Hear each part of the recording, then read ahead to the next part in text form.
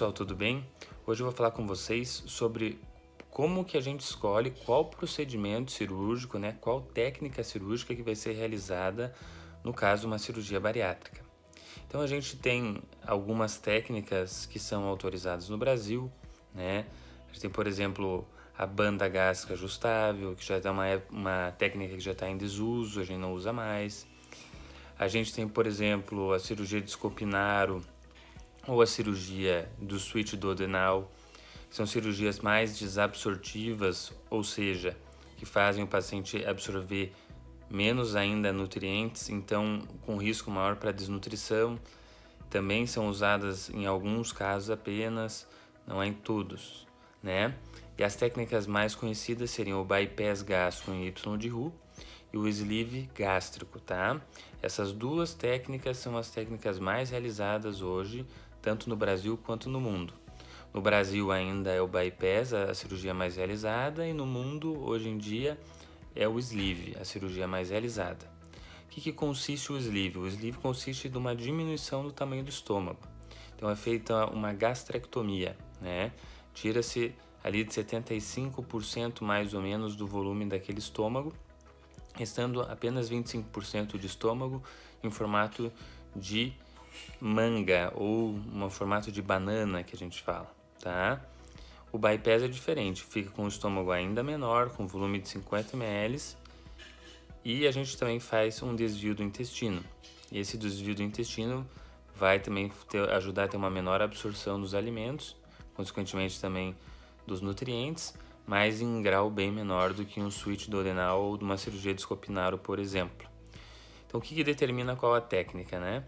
Então no Brasil os cirurgiões em geral têm a tendência maior pela escolha do bypass, porque é a cirurgia padrão ouro. Ela tem excelentes resultados, tanto em perda de peso quanto em controle metabólico. Então assim, o paciente ele vai perder, em comparação com o sleeve, tem uma perda de peso um pouco maior, tá? Enquanto o bypass perde em torno aí pode perder até 80% do excesso de peso do paciente. O sleeve vai perder uns 60%, 65% do excesso de peso, né? Então, como que a gente faz para escolher? Primeiro, quem tem muita doença do refluxo gastroesofágico, hérnia de hiato, a gente dá preferência em não realizar o sleeve, dá preferência em realizar o bypass. Nos pacientes que têm diabetes do tipo 2 também, como a cirurgia do bypass ela tem um controle metabólico maior, também a gente escolhe o bypass nesse caso do diabetes para ter um melhor controle no pós-operatório, uma chance maior do paciente ter uma remissão da doença do diabetes.